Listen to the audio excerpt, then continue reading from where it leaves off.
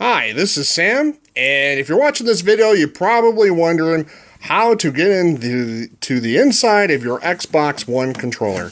So, I'm having a problem with my controller where the right joystick analog here doesn't want to come all the way down. It'll go up, but won't come all the way down, and I think there's something stuck in there, and I wanted to take it apart. So, this video is kind of meant to document my journey so that you can utilize anything that I am doing and be successful yourself. So the first thing I did was, of course, you look for a screw, and you're like, okay, there's no screws on this thing until you flip it over. And on the belly of the controller, underneath the battery, you'll see a label, and a lot of times manufacturers will put like a screw hole under the label, and you get in there, you can feel a dimple with your finger, and you basically get something sharp, and you can pop that dimple open and peel back the label, and you will be greeted with your first little screw. And you'll be happy to know that that's a security screw. And what a security screw is that it's not just a torque bit. If you don't know what a torque bit is, it's not Phillips, it's not flathead.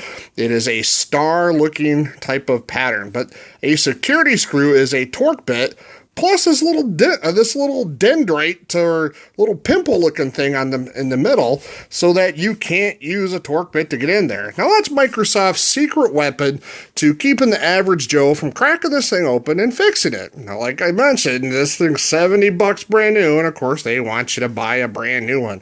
But today I'm going to show you how to crack it open.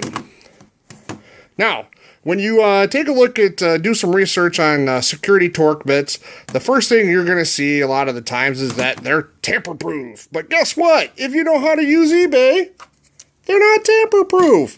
So for $5, I got this whole kit here, and the first screw on the Xbox controller is a T8 security Torx bit. You can see that there is a hole in the middle of this bit. It's a star pattern, and the hole in the middle allows you to get around that little pimple looking thing on the inside. So more to come. Okay, so after digging a little bit, I found out that you can take these side panels off, and that one screw that I took out with the security Torx bit has brothers and sisters. So once you pull these panels off, they're not screwed on. They just kind of got some clips that are holding them on, and there's a security bit underneath them here, and probably down in there someplace. Oh, there's one. You can't see one on the camera. And then it's got subsequent stuff on the other side, and you got to take those out too. What I did was I took my finger, and I got pretty strong fingers, and what I did was I basically pulled the trigger in, got my finger underneath it, and popped it right out just like that. Okay, so I've taken out a total of 5 security torque bits, and the back panel came off pretty easy, and it gives you access to the back side of this thing. I can see the vibration motors here and here. There's a little vibration, must be a big vibration, and I'm betting I can pull, there we go, the front cover off. And oh, you can see it with the phone camera, which my phone does not like to focus very well. There it kind of is. There's a piece of crud under that joystick. I'm going to have to figure out where it came from. And if I can take it out,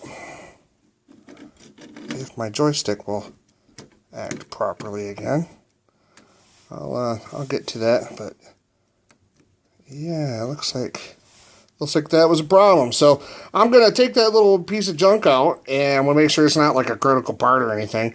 And essentially, for $5 and some eBay savvy, I have saved $65. So